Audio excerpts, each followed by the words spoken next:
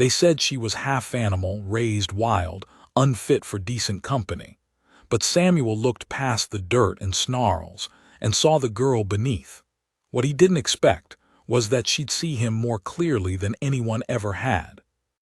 The first time he saw her, she was crouched on a boulder just outside Devil's Hollow, bare feet cut and bleeding, wild hair matted with bramble, face smeared with ash. Samuel Dyer pulled his horse to a halt so hard the animal reared slightly. The girl didn't flinch. Her eyes locked with his, wide, amber, unblinking. A mountain lion had more hesitation. She just watched him, one hand gripping a jagged stick like a weapon, the other curled over something held close to her chest. He couldn't tell if it was a bone, a doll, or both. She hissed when he dismounted. Not a scream, not a cry. A low, feral hiss that vibrated with distrust older than her years. "Easy now," Samuel said, voice low, careful not to make sudden moves. He held his hands up, palms showing. "Ain't here to hurt you." No response, just that gaze, intense and unmoving. He took another step slowly. The stick shot forward, pointed at his stomach. One twitch and she'd jab it clean into his gut, or try to. "Name S. Samuel," he said. "I'm not gonna touch you, all right, just want to talk." Still nothing. Then he noticed the thing she clutched. It wasn't a bone or a doll. It was a ragged piece of cloth, torn and stained, maybe from a shirt. Child size. There was something scrawled on it, barely legible. A name, or half of one. "Elsie," he read aloud. The girl's eyes narrowed. "That your name?" he asked. "Elsie." A beat passed. Then, barely above a whisper, her voice cracked through the air like a ghost, remembering how to speak. "Elsie." Just that, not quite confirmation, not quite denial. Samuel dropped to a knee slowly. She tensed but didn't run. "You got folks, someone looking for you." Silence. He glanced around. No signs of recent campfires, no horse tracks, no other footprints. Just rocks, brush, and the wind whispering secrets through the pines. "All right," he muttered, more to himself than to her. "Well, you can't stay out here. Storm's common in. Got a horse. Ain't much, but it's warm. I'll take you into town." That's when she snarled, full and sharp, like a warning. Her stick jabbed the air between them again. "You don't want to come?" he asked. She didn't answer, but she didn't run either. That was all the permission he needed. He spent 20 minutes coaxing her close enough to wrap the horse's blanket around her shoulders. She didn't let go of the cloth scrap, didn't speak again, just climbed behind him, her tiny frame trembling against his back, arms locked like a vice around his ribs. And together they rode into Silver Trail. The town laughed when they saw them coming. Of course they did. It was Samuel Dyer, widowed, solitary, ranch hand turned trader, bringing home a wild creature half his size and twice as filthy. The men snorted into their whiskey. The women clutched their children. Sheriff Briggs leaned on the railing outside his office and didn't even try to hide his grin. "What in hell is that, Dyer?" someone called. "You adoptin' raccoons now." "Looks like he dragged her out of a cave." Samuel didn't reply. He didn't even look their way. Just rode slow and steady down Main Street with the girl clinging to him like a shadow. He took her to Doc Murrell's first. The old man blinked when he saw her, then muttered something about bathwater and typhus. "She speak?" Doc asked as he examined her hands, scraped and scabbed. She jerked away from the touch. "Barely," Samuel replied, "but she understands. Name might be Elsie." "Might." Was written on this. He handed the cloth scrap to Murrell. Doc studied it. "Hell of a thing," he murmured. "Where'd you find her?" "Devil's Hollow." Doc's eyes narrowed. "You're lucky she didn't knife you in your sleep." "Didn't sleep," Samuel muttered. "Didn't dare." They cleaned her up, sort of. Enough to see she was no older than 9, maybe 10. Bruises old and new crisscrossed her ribs. Her scalp had healed cuts, and her eyes, they were the oldest thing about her. "Someone threw her away," Doc said. "Left her out there to rot." Samuel nodded once. She's with me now. You planning to keep her? Samuel paused. I'm planning not to leave her behind. The first night she didn't sleep, neither did Samuel. He let her have the cot by the fire while he stretched out on the floor, but every time he closed his eyes he felt her staring, watching, measuring. When he finally drifted off, it was to the sound of her breathing, shallow, quiet, like a creature still half wild. By the second night, she crept closer to the fire. By the third, she was curled up beside it with her hand wrapped tight around his boot. Samuel didn't move, just let her be. Rumors swirled like wildfire in town. Some said she was a witch. Others said she was one of those feral children you read about in papers, raised by wolves or coyotes or demons in the woods. A few swore they'd seen her digging through trash bins years back, only to vanish like smoke. But no one had answers. And Samuel didn't offer any. He taught her little things first, names of objects, soap, spoon, quilt. Then manners, then trust. But it was slow going. Some days she wouldn't speak at all. Others she'd ask strange questions in a voice barely above breath. What's a birthday? Why do boots have laces? Why do people leave? Samuel never knew what to say. Then came the incident at Marla's Mercantile. It had been 2 weeks since he brought Elsie into town. He needed flour, oil, and new boots. Elsie came along, wrapped tight in her coat and scarf, eyes down. The moment they stepped inside, the laughter started again. Careful, Dyer, she might bite. Hope you got her shots. Samuel kept his jaw locked tight, focusing on the shelves. Elsie didn't react at first. But when one of the women leaned down and whispered something cruel about strays who should have been put down, Elsie moved. Vast. She grabbed a tin of beans and hurled it with shocking force. It struck the floor beside the woman's boots and burst open, beans scattering across the floor like teeth. The woman shrieked. Samuel stepped between them. That's enough. Elsie stared at him, defiant but breathing hard.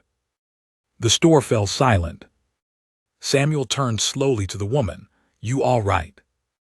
She scowled, brushing her skirt. You brought a monster into town. No, he said, I brought a child. That night Elsie didn't eat, just sat near the fire, knees tucked up, arms around them. You mad? She asked finally. No, Samuel said, not at you. I threw things. I saw. She hesitated. You'll send me back now. Back where? She didn't answer, just looked at the door. Samuel rose, walked to her and crouched low. Ain't no back, just forward. You stay here long as you want. Tears sprang into her eyes, quick and unexpected. She shoved her face into her knees to hide them. Samuel didn't push, just sat beside her, both of them facing the fire. And for the first time she reached out, just a hand, small and trembling, resting lightly on his coat. A wordless thank you. But outside, the winds of judgment hadn't quieted. And someone in town was already making plans to take her away. It started with a letter. Samuel found it nailed to his door, folded tight beneath a rusted horseshoe. He didn't recognize the handwriting, but the seal was unmistakable. County office. Silver Trail's version of law, more threats than justice, more ink than mercy. He opened it by firelight, heart already heavy. Mr. Dyer, it has come to the town's attention that you are housing a minor child of uncertain parentage, with no known guardianship or lawful ties to you. In the interest of propriety, safety, and legality, we ask that you present the child for inquiry at the courthouse by week's end. Failure to comply may result in her removal by order of Sheriff Briggs. Sincerely, Silas Quinn, Town Clerk. Elsie sat across the room, legs tucked beneath her, mending the hem of an old shirt with slow, clumsy stitches. She didn't look up, but he knew she could feel the shift in his mood. Samuel folded the letter twice and tucked it into his coat. He said nothing. They'd lived quiet since the mercantile incident. Most folks kept their distance now more from fear than respect. The cave girl, as they still called her, had become a symbol, though of what no one could quite agree. Some whispered she was cursed. Others said she was a miracle, a living lesson, a bad omen, a gift. Samuel didn't call her any of that. He just called her Elsie. 3 nights later, he hitched the wagon and dressed her in her cleanest clothes, stiff boots, patched skirt, the blue ribbon she liked. She didn't ask why until they were halfway to town. "Are they going to take me?" she asked, voice so flat it wasn't even a question. Samuel didn't lie. "They're gonna try." She nodded like she already knew. "What if they do?" "I'll fight." He didn't expect her to smile, but she did, just a little. The courthouse was small, all red brick and sharp shadows. Inside, the air was thick with dust and doubt. Silas Quinn sat behind the desk, looking like he'd rather be anywhere else. Sheriff Briggs leaned in the doorway, arms folded, thumbs hooked on his belt. "You the girl?" Quinn asked, not unkindly. Elsie didn't answer. "She's Elsie," Samuel said. "That's all that matters." "She don't speak for herself," Briggs grunted. "She don't need to." Quinn cleared his throat. "We just need a few facts. Where she's from, any blood kin, anything she remembers." Samuel kept his hand on Elsie's shoulder. "She's not a stray dog, Quinn." "I'm not saying she is, but law is the law, Dyer." Elsie stepped forward then, quiet but sure. Her eyes scanned the men like they were puzzles she'd already solved. "I don't remember where I came from," she said. "I don't have a mama or a papa. I had a name once. I think it was Elsie, that's all I know, but I want to stay with him." She pointed at Samuel. "He didn't find me, I found him." That stunned the room into silence. Quinn looked uncomfortable. "Well, that's something." "She's with me," Samuel said. "If that's not legal, make it legal." Briggs scowled. "You're not her kin." "Kin ain't just blood." Another silence. Then Quinn sighed, tugged at his collar. "We'll draw up a guardianship petition. It'll take a few weeks." "What happens till then?" "Nothing, but don't leave town." Samuel nodded. Elsie did not. Her eyes were still locked on Briggs. She didn't trust him, and she was right not to. That night they returned home to find the barn door swinging open. Inside, hay scattered, crates overturned. Samuel's goat lay dead, throat torn open, flies already swarming. "Coyotes," Elsie whispered. Samuel shook his head. "No coyote breaks a latch." He knelt by the doorframe. Fresh boot prints in the mud, too big for hers, too deep for his. He followed them out toward the woods, jaw clenched.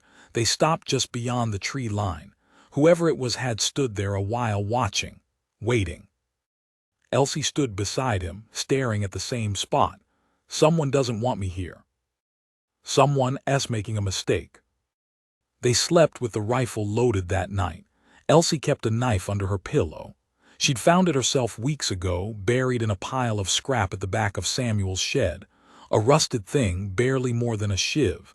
But she cleaned it, honed the edge. She de-learned fast, too fast. Sometime after midnight, she whispered, "What if they come again?" "Then they'll learn I don't scare easy." "You're not scared." He paused. "Not for me." That was enough for her. She curled tighter into her quilt. The fire popped low and steady. Samuel didn't sleep. 3 days later, word came from the eastern ridge. Someone had spotted a woman asking after a girl, wild-looking, out of sorts.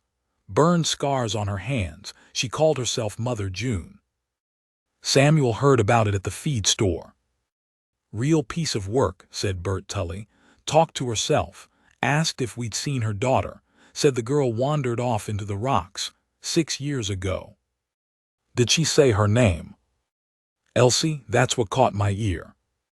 Samuel's heart went cold.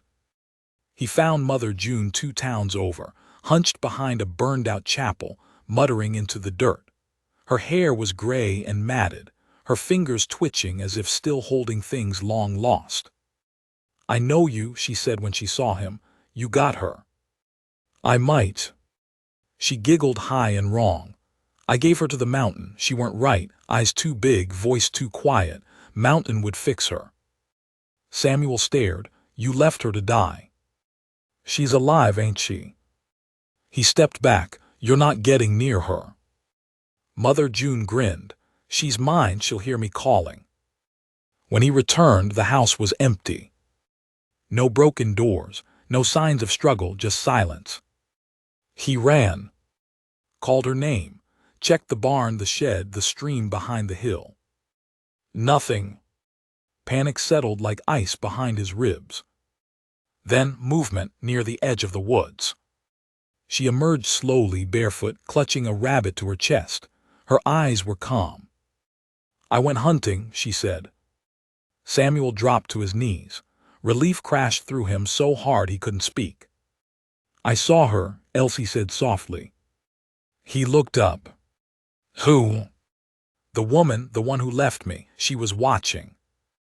Samuel reached out. She talked to you. Elsie nodded once. She said I was hers, but I told her no. And then I left. She follow you? No. Sure. She's scared of me now. That night the nightmares returned. Elsie thrashed in her sleep, murmuring things he couldn't understand. Samuel sat beside her, wiping sweat from her brow. At dawn she woke and whispered, if she comes again, I'll stop her. You won't have to. I want to. Samuel didn't argue. But the town had its own opinions. By week's end, Silas Quinn showed up with a stamped envelope and a furrowed brow. Judge ruled early, he said, fast-tracked it. Samuel opened the envelope, scanned the papers. Guardianship denied. Reason, biological parent located. Custody deferred to next of kin. Samuel looked up, heart thudding. You giving her to that woman? County says she's the mother. She abandoned her, 6 years in the wild. Doesn't matter. She's not safe. Quinn lowered his voice. I know, but law's the law. Samuel tore the paper in half. I'm not handing her over. Briggs stepped onto the porch. Then we'll come take her. Inside, Elsie stood with her back straight, her hands tight at her sides. You're not giving me to her. I won't. She stepped forward, eyes burning. Then we run. Samuel blinked. What? Run like before, like I did. He stared at her, at the girl who barely spoke, who once hissed at his shadow, now daring him to follow. They won't stop, she said, but I know places they won't find us. He looked around the house, the fire, the blankets, the shelves, the life they'd built. You sure? She nodded. He touched her shoulder, then pack light. By nightfall they were gone. Into the hills. Into the dark. Into something neither of them had words for yet, but both were ready to chase. The law would follow. But so would the truth. And the truth had teeth. They crossed the ridge under a waning moon, the sound of Silver Trail fading behind them like a bad dream. Samuel led the way with only a bedroll, rifle, and the barest supplies. Elsie carried the rest. She didn't complain, didn't stumble. She moved like the forest was a language she understood better than any words. Branches didn't snag her. Stones didn't trip her. And when they came to the fork beyond the Elk Scar Canyon, she didn't hesitate before turning left. This way, she said. Samuel followed. They camped in a hollow between two jagged slopes, pine branches twisted into a low canopy overhead. The fire was small, the night cold, but Elsie didn't shiver. She crouched close to the embers, rubbing her palms together like she'd done it her whole life. Samuel sat across from her, jaw tight. You ever been here before? He asked. Elsie nodded, twice long ago. With who? She didn't answer, just stared into the flames. After a moment she whispered, There's a cave, 2 days north. Nobody goes there, not even hunters. Why? They say it's cursed. He arched a brow. Is it? She looked up. No, just quiet. 2 days became 3. They moved early, rested little. Elsie led. Samuel watched. It unsettled him how easily she slipped back into this life. The dirt didn't faze her. Hunger didn't slow her. She read the land like scripture, noticing claw marks on bark, sniffing the wind, pausing at odd intervals to listen, truly listen to what the earth was saying. By the 4th evening, they reached a jagged outcrop shaped like a broken jaw. A thin trail wound through the rocks and vanished into shadow. Here, she said. The cave was narrower than Samuel expected, barely wide enough to crawl into. But once inside, it opened, a hollowed chamber the size of a large room, its walls scarred by ancient time. Ash stains blackened one corner. Bones littered another, animal mostly, but not all. "This is where you lived?" he asked, breath echoing. She nodded. "I stayed here the first year, after she left me." He swallowed, alone. Elsie sat down against the wall, curling her legs beneath her. The forest wasn't lonely, just quiet. Samuel looked around. "You had no fire, no blanket, no food." She shrugged. "I had roots, water, birds." "You shouldn't have had to survive that." "I didn't survive," she said plainly. "Not all the way, some of me's still in those trees." He sat beside her. The wind outside howled through the cave mouth, low and mournful. "But some of you's here too," he said. That night they didn't light a fire. The cold pressed in like a second skin, but neither of them moved. They stayed for 5 days. He patched her boots. She sharpened the knife. They caught rabbits, fished a stream, cleaned hides. The rhythm settled between them, silent, strange, but warm. Samuel asked once, "You miss it, Silver Trail?" Elsie didn't answer right away. "I miss the fire," she said, "and the books." He smiled faintly. "I'll tell you a story." "You know stories." "I was married once. She loved books. Read to me at night." "Tell me one." She read. So he did. Voice low, hands cupped around a carved chunk of wood he'd been whittling into the shape of a horse. He told her a tale of a girl who couldn't cry and a man who taught her how. When he finished, Elsie stared at the figure in his hands. "She cried in the end," she said. "Yes. Because it hurt. Because it healed." She nodded, then whispered, "Can you teach me that too?" He didn't answer, just handed her the wooden horse. But peace doesn't last in the wild, especially not when something's chasing you. The sound came on the 6th night, hoofbeats. Far off, muffled by pine, but wrong, too slow for travelers, too steady for wanderers. Samuel put out the fire instantly. Elsie tensed beside him. "How far?" he whispered. She tilted her head. "A mile, maybe less." "Could be hunters." She shook her head. "They're not hunting deer." He loaded the rifle. By dawn the prints were clear. 4 horses, heavy riders, deliberate. Samuel counted boot treads near a pine, found 1 cigarette still smoldering under frost. "They know we're close." Elsie knelt beside the tracks. "They're waiting." "For what?" She glanced up. "For you to panic." Samuel almost laughed. The girl who once curled from every loud sound now stared danger down like it owed her something. They moved again, not back toward town, not farther north. East, toward the cliffs. Samuel didn't understand the choice until they reached them 2 days later. The land dropped suddenly, sheer and jagged, into a sprawling gulch. At the base was an old miner's shack, barely visible through brush. Elsie pointed. "We hide there." Samuel raised a brow. "There." "It has a back tunnel, caved in but passable." He squinted. "You sure?" She nodded. "That's where I went when the wolves came." He blinked. "Real wolves?" She said nothing. The shack was rotted through. Most of the roof was gone. But beneath the boards, behind what used to be a stove, Elsie uncovered a crawl space, low and dark but wide enough for both of them. They crawled in and waited. By dusk, riders appeared. Samuel could see them through a crack in the wood. Briggs, 2 deputies, and a 4th man he didn't recognize. Clean coat, city boots, not built for this terrain. "He doesn't belong," Elsie whispered. "He's the one giving orders." Samuel studied the man, thin, tense, with the look of someone who thought everyone else was beneath him. He heard him speak once. "We take the girl, don't care if the man bleeds." Samuel's knuckles whitened around the rifle. Elsie laid a hand on his arm. "No," she said softly. "What?" "We let them go. They'll think we ran farther." "You sure?" "They don't know the land, but I do." The riders circled twice, then left. Samuel and Elsie stayed another day underground. She didn't speak much, but when she did, it was quiet, reflective.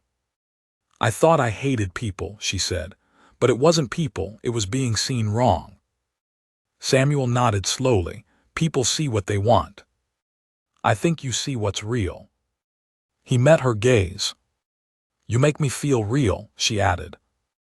Samuel felt his throat tighten. "You are." On the 3rd day, they emerged. Elsie led them through a dry creek bed toward a new path, one even more hidden, more remote. At the ridge, they saw smoke curling from the west. "Silver Trail," she murmured. "Too far," Samuel said. "They're not burning anything near here." She frowned. Samuel set his pack down, thinking. "We can't run forever." She didn't respond. "We need someone on the inside, someone in Silver Trail who will talk." Elsie perked up. "Doc Muriel." "You think he'd help?" "He stitched me. He looked in my eyes." Samuel nodded. "Then we find him." The journey back would take days, dangerous days. Elsie didn't speak that night. She sat watching stars, face pale in the moonlight. Samuel came to sit beside her. "What were you thinking?" "That if she takes me again, if the law says she's allowed." "She won't." "But if she does," Elsie said, "will I still be me after?" He didn't have an answer. So he just put his arm around her. And for once she didn't pull away. But somewhere deep in Silver Trail, papers were being stamped, plans drawn, names erased. The law didn't need to win fair, it just needed time. And time was slipping through their hands like river dust. They returned to Silver Trail under moonlight, no wagon, no noise, no plan beyond trust. Samuel knew they were risking everything stepping back onto the dirt roads they'd fled, but Doc Muriel was the only thread left uncut, the only man in town with eyes clear enough to see a person for what they were, not what papers or gossip made them. Elsie clung to shadows as if she'd been born from them, slipping between buildings like fog. She didn't speak, didn't ask questions. But her hand stayed close to Samuel S., as if she feared he'd vanish too. Doc Muriel's home sat behind the church, tucked beneath 2 ancient cottonwoods. The lamp inside burned low, flickering against the lace curtain. Samuel didn't knock.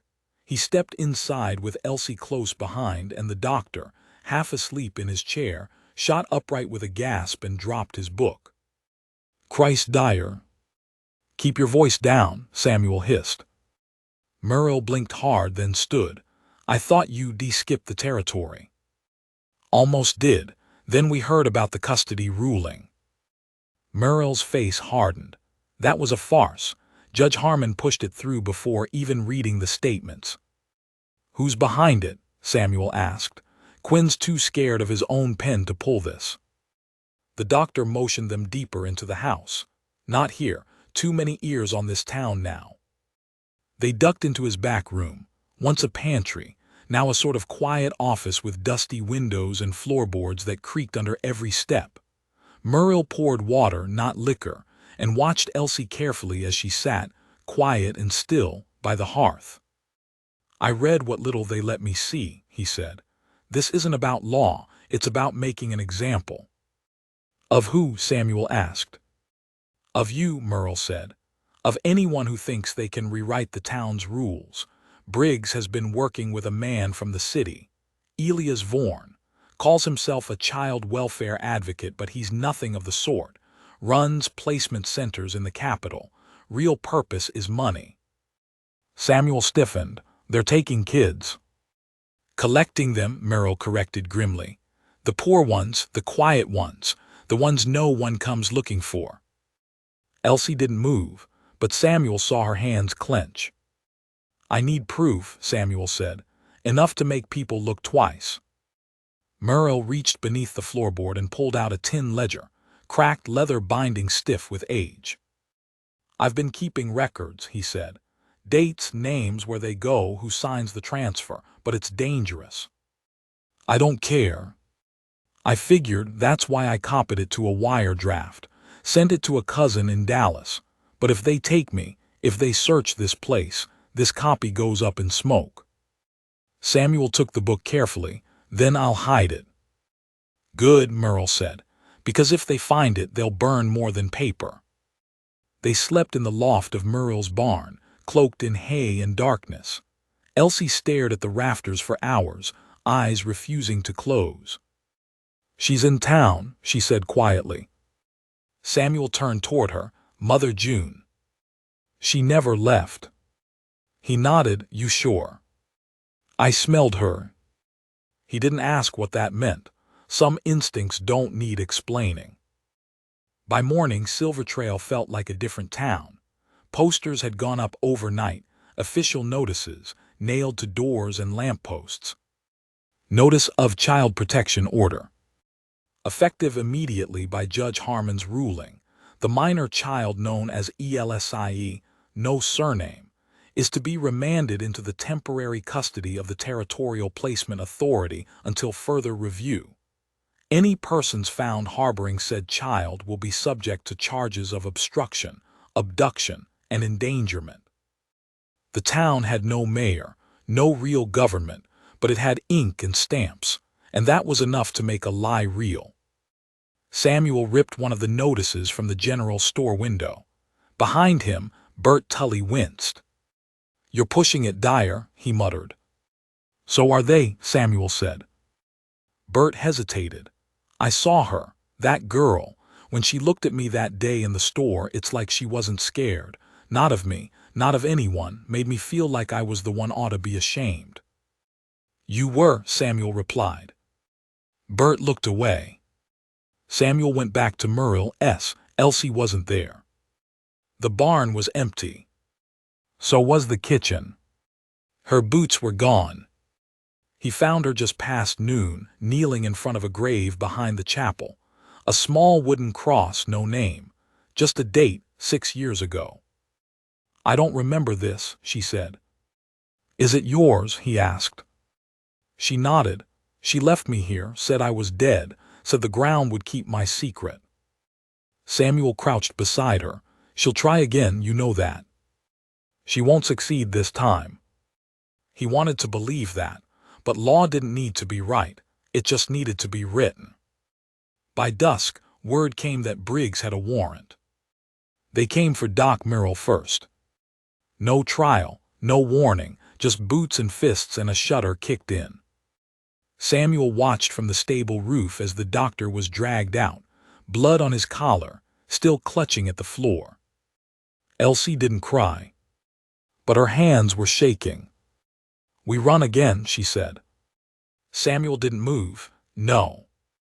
She turned sharply. They'll take you, then me. Maybe, but they'll have to do it in daylight, in front of everyone. Her eyes narrowed. You want to shame them. I want to show them. They went to the church. Not for prayer, for voice. The place hadn't held a service in months. Pastor gone. Congregation scattered, but the pews still stood and the acoustics carried. Samuel lit every lantern, rang the old iron bell, and waited. People came.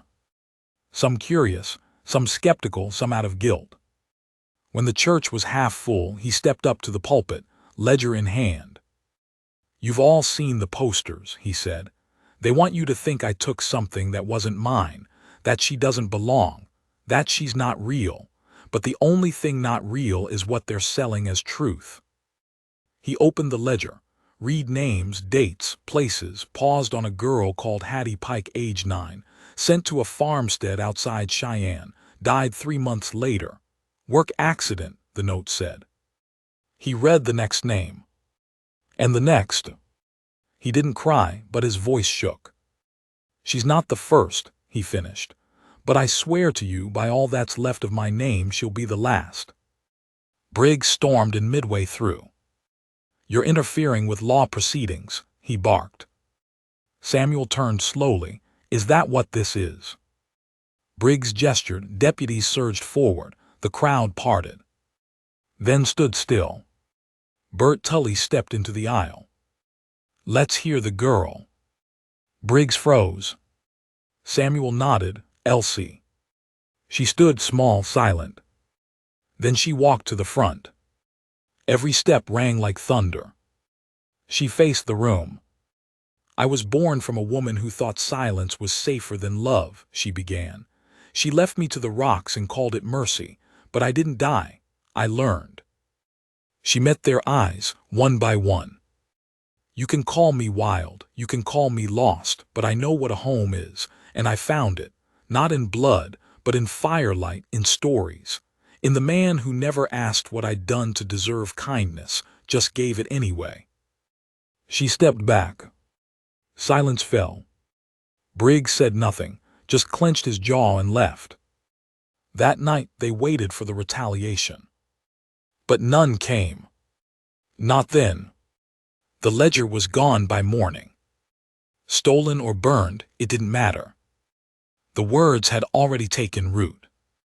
People began stopping Samuel in the street, some with pies, some with blankets. One old man handed him a Bible and whispered, "For protection." They weren't friends, but they weren't enemies anymore. Until the barn caught fire. It was past midnight. The scream of the goats broke the silence first.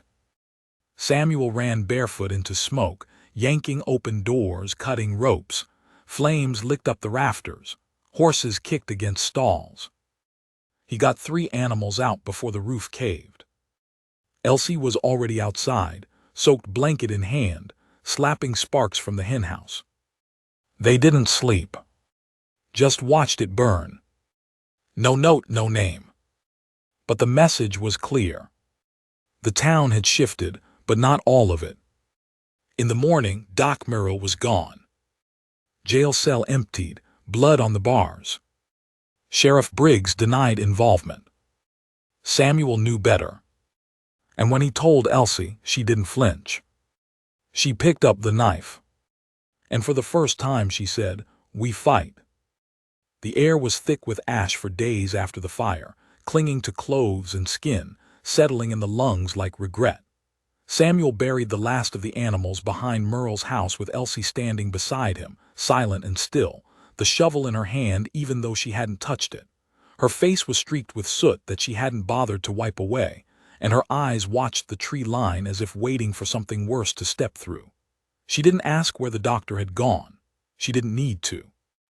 Samuel hadn't said the word dead, but some truths don't need letters to carry their weight. The town didn't ask either. There was no search, no inquiry.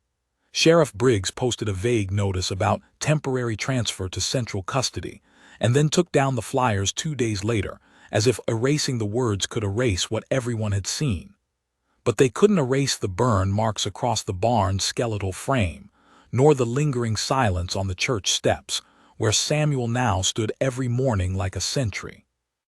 Elsie spent more time in the forest. She never went far, but Samuel noticed how she lingered near the edge, barefoot, nose to the wind, crouched low among the branches. She came back each evening with pine pitch on her fingertips, cedar needles in her braids, a flicker in her eye he hadn't seen before. She was hunting something. On the 3rd morning after the fire, a stranger came into town. Young, clean boots, soft hands. Samuel watched from the chapel steps as the man asked for directions at the saloon, made a show of tipping well, then strolled past the smithy with a swagger that didn't belong in a town like Silver Trail. His name, he said loudly enough for ears to catch, was Harlan Vaughan, representative from the Territorial Placement Authority, sent by his uncle Elias. The name hit like a bullet.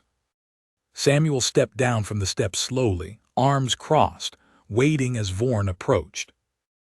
"Mr. Dyer, I presume?" Vaughan asked with an easy smile.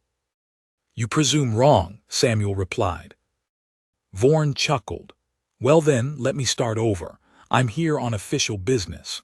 My office has received concerns regarding the safety of a minor currently under your, let's call it, protection." "She's safe," Samuel said flatly. "That's not for you to decide." "Then who?" Vaughan grinned wider. "The law." Samuel stared at him. "No, just you, and the paper you think turns your cruelty into justice." Vaughan's smile faltered for the first time. "You'll be hearing from us again," he said stiffly. "Soon." "I hope so," Samuel said. "I have questions." Vaughan left without another word. That night, Elsie returned from the woods with her dress torn at the hem and a hawk feather in her braid. She dropped something heavy on the chapel table, a broken knife, blade rusted and hilt wrapped in faded red cloth. Samuel looked at it. "This was hers," Elsie said. "Your mother S." She nodded. "She's close, watching." His pulse spiked. "How do you know?" Elsie's voice was low, steady. "Because I followed her scent." "She knows we're here." "She never forgot." Samuel picked up the knife. It smelled of iron, sweat, and something older. Fear, maybe. "You think she's working with Vaughan?" Elsie's mouth was tight. "He came for me. She came for something else." "What?" She didn't answer. Instead, she lit a single candle and pressed her palm over the flame until Samuel swore and yanked her hand away. "I need to remember what pain feels like," she whispered. "You haven't forgotten," he said. "No," she agreed, "but I stopped being afraid of it." They spent the next day preparing, not to run, not to hide, but to dig in. Samuel rebuilt the barn's foundation with old stone from the creek. Elsie strung animal bones and pine cones from the rafters like wind chimes. Some of the townsfolk watched from a distance, unsure of what side of history they were standing on. Bert Tully came by with a sack of oats and a jug of cider. He didn't say a word, just left it on the steps and walked away. Martha Crowley sent over bread, wrapped in cloth, stitched with her late sister's initials. Little gestures, nothing loud, but enough to make Samuel feel the earth shifting. On the fifth night, the trap was set. Samuel left the ledger copy, now rebound in oilskin, behind the chapel altar with a note, "To whom it may concern, you've taken enough. Time to give it back." The real document was hidden beneath the baptismal font, covered in salt and dried clover. They waited on the roof, rifles ready, lanterns doused. At midnight, the intruder came. Not Vaughan, not Briggs. "Sorry." Mother June moved like a shadow, dress trailing through the dust, silver hair braided tight. She crept through the chapel side door with the ease of someone returning to her own home. Elsie didn't move, didn't blink. Samuel raised his rifle. "Wait," she whispered. He paused. Down below, June moved to the altar, picked up the ledger and froze. "That one's a lie," Elsie called softly. June turned. Elsie stepped into the moonlight on the roof edge. She didn't climb down, just stood there, staring down at the woman who had once left her buried in a grave with no name. "I thought you were dead," June said. "You hoped." The older woman's jaw clenched. "You weren't ready." "I was 5. Samuel stepped beside her. "You have 5 seconds to explain why you're here before I forget I ever believed in mercy." June didn't flinch. "I came for what's mine," she said. "The land, the rights, the bloodline. That girl's carrying something she doesn't understand." Elsie blinked. "What am I carrying?" "The curse." Samuel barked a laugh. You left your daughter in the dirt and now you want to talk about curses. June's voice rose. She hears things, smells storms before they form, she walks like something ancient. That's not natural. Elsie's voice cut sharp. It's not yours to name. A crack split the night air. Someone had stepped on a dry branch behind the church. Vorn, followed by 3 men in deputy coats. Samuel aimed fast. Shots rang out. Wood shattered. Elsie vanished from the roof like smoke, sliding down the rear gutter into shadow. Samuel dropped behind the belfry, returning fire, yelling at her to run. But she didn't. She circled. She knew these streets better than the men chasing them. Samuel saw it all from the bell tower. Vorn shouting orders, deputies firing blindly, June retreating into the chapel with the false ledger held tight. Then, a figure darted through the smoke, a blur of bone-white braids and bare feet, and leapt from the water barrel to the window ledge. Elsie. She landed in the chapel silently. Moments later, the bell tolled once. Then again. Samuel ran. Inside, the smell of sulfur and blood mixed with ash. Vorn was on the floor clutching his knee. One deputy was knocked out cold. The other had fled. Mother June stood in the aisle, hands raised, but not in surrender. In defense. Elsie faced her, unarmed. This isn't yours anymore, she said. June's voice was low. You don't know what you are. I know who I am. June looked at Samuel as he entered.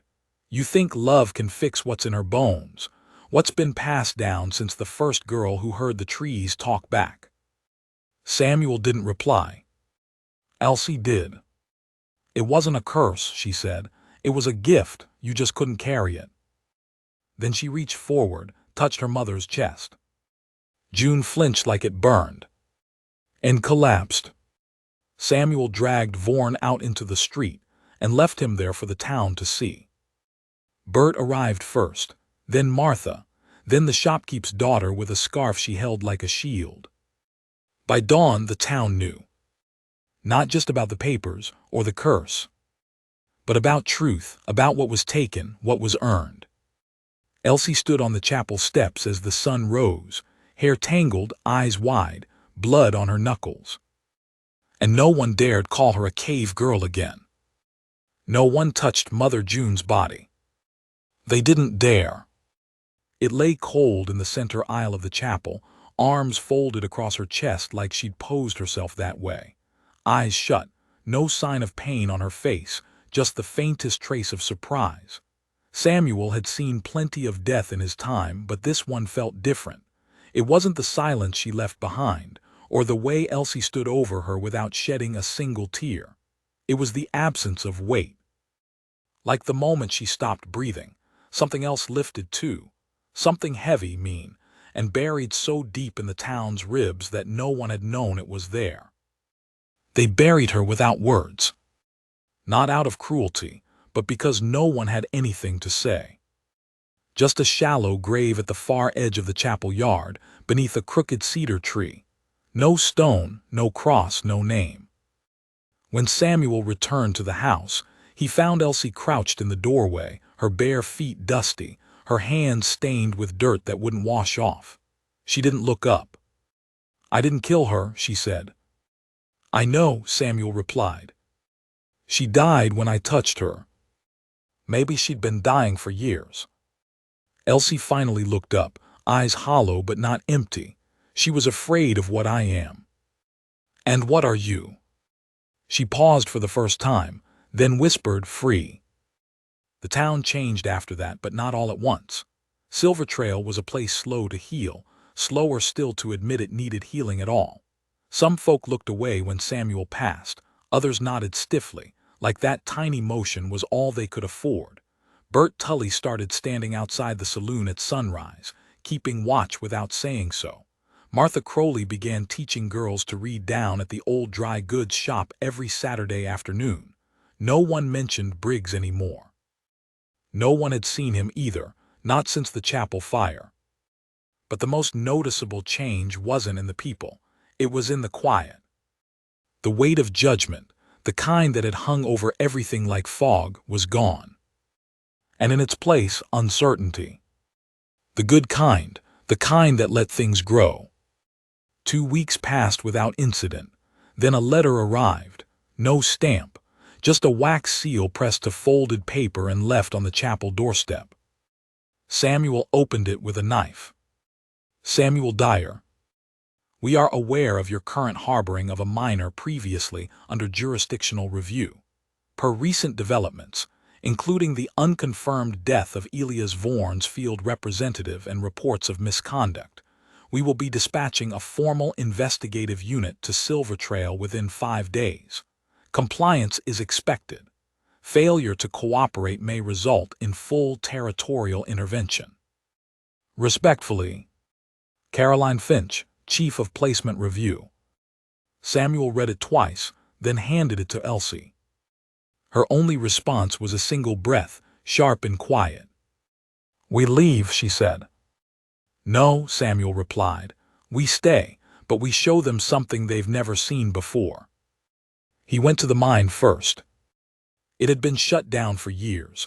The wooden beams rotted and the rails rusted, but the main tunnel still stood firm, half carved into the mountain, stretching deep into stone shadow. Samuel cleared debris all morning, hauling out old buckets and broken tools until he could walk 20 feet in without feeling collapse overhead. He made a map in his head as he moved, places to hide, to run, to trap if needed. Then he returned to town and began knocking. Not for help, for truth. He gathered names, people who'd lost children to Vaughn's network. Some had never spoken of it. Others thought their sons and daughters were dead. Samuel showed them the copies he'd made, carefully transcribed from Merle's ledger onto blank school paper. His handwriting wasn't neat, but it was clear. Names, destinations, signatures. Some cried. Some cursed. One man punched a wall so hard he broke 2 fingers. And still Samuel kept going. By the 3rd day, the chapel was full, not of believers but of witnesses. 37 names. All lost. All stolen. And one girl who had survived it. Elsie stood at the pulpit while Samuel read the names. She didn't speak. She didn't move. But her presence did more than any words could. She wasn't a story anymore. She was a fact. The agents came on the 4th morning, a day earlier than the letter promised. 2 black horses, a steel-rimmed wagon, 3 men and a woman in pressed uniforms, polished buttons catching the sun like mirrors. They dismounted at the chapel and didn't wait to be welcomed. The lead agent was tall, skin pale as parchment, hair slicked back to the base of his neck. His badge read Marcus Rye, Federal Oversight. "We're here for the girl," he said simply. Samuel stepped between them and the chapel door. "She has a name." Rye didn't blink. "This isn't a negotiation." Samuel didn't move. "She's not going anywhere." The female agent stepped forward. "We have authorization." "You had authorization," Samuel interrupted. "Now you have questions, and we have answers." Rye raised an eyebrow. "What are you proposing?" "A hearing." The agents laughed. So did half the crowd. But Samuel stayed steady. "In front of this town, in front of the people she's lived beside. You want to take her, you do it with their eyes on you, with every name read, every signature seen. You do it in daylight with no shadows to hide behind." Rye looked at him, then at the chapel, then back again. He nodded once. "You get one night." That night the entire town gathered. They packed the pews. They stood in the aisles. Some brought children, others brought Bibles. No one left. Samuel opened with the story, how he found her, what he saw, the bruises, the silence, the strength. He didn't weep. He didn't beg. He just told the truth. Then Martha stood. "She saved my son from a snake bite last week. No one else moved but her. She knew exactly what to do." Then Bert. She fixed the barn door with her bare hands. I didn't ask her to. She just saw it was broken. Then a boy named Ethan. She taught me to whistle through grass. I thought she was magic. Then silence again. The agent said nothing for a long time. Finally, Ry stood. "You're asking us to ignore the law," he said quietly. "No," Samuel replied. "We're asking you to recognize that the law doesn't always protect the right people." Elsie stepped forward, not called, not prompted. "I know what I am," she said. "And I know what I'm not. I'm not a case number. I'm not a threat. I'm not someone you fix or cage or rewrite." She turned to the crowd. "I'm not a cave girl. I'm a girl who crawled out of one." Then she walked out of the church into the night. And no one followed. At dawn, the agents left. They gave no answer. They said no words. But their wagon was lighter than when it arrived. And Samuel knew that, for now it was over. Not because they'd won, but because they'd been seen. That night Elsie sat on the chapel roof again, her legs swinging over the edge. Samuel joined her quietly, handing her a slice of pie wrapped in napkin. "Peach," he said, "Martha made it." Elsie took a bite, chewed, then asked, "Do you think they'll come back?"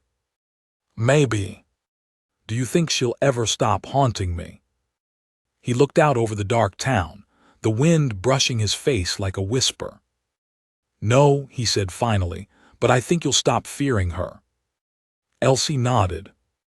And then for the first time in weeks, she smiled. Not wide, not loud, but real. The frost came back without warning. It crept into Silver Trail one night like a thief, covering fence posts and rooftops in a thin, silver sheen. People woke to ice on their windows, frozen buckets by their doors, and breath visible even by lantern light. It was the kind of cold that bit deeper because you thought you'd already left it behind. But no one complained. No one muttered curses at the wind or slammed doors in frustration. Silver Trail had survived worse. And for the first time in living memory, it had done so together. Samuel Dyer lit the hearth early that morning. The fire cracked loud in the quiet chapel, and beside it Elsie sat cross-legged, carving something into a piece of driftwood with a blade dull enough not to cut. Her fingers moved with practiced patience. She didn't say what it was she was making, and Samuel didn't ask. He'd learned better. The knock at the door was soft, not urgent, not afraid. He opened it to find Ethan, the boy who'd spoken up during the hearing, with a basket in his arms. Inside were a wool scarf, a jar of honey, and 2 small candles shaped like owls. "Mama says thanks," he said, looking anywhere but Samuel's eyes. "Tell her we're grateful," Samuel replied, taking the basket. Ethan nodded, then turned but paused. "Is it true she can talk to animals?" Samuel raised an eyebrow. "She ever said that to you?" The boy shrugged. "No, but she listens to them like she could." Samuel smiled faintly. "Maybe that's enough." Elsie spoke less in the days that followed, but not because of fear or sorrow. Her silence felt different now, like someone who'd spent their whole life shouting in order to be heard, and finally didn't have to anymore. She wandered the edge of town every morning, collecting herbs and bones and feathers, bringing them back to the chapel and tucking them into corners like a bird building a nest.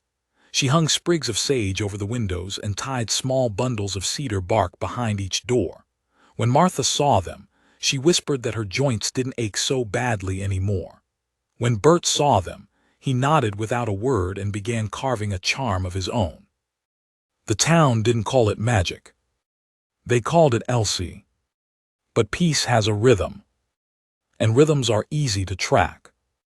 3 weeks after the agents left, another rider came. This one was different. No badge, no uniform, just a travel-stained coat and a horse too tired to spook.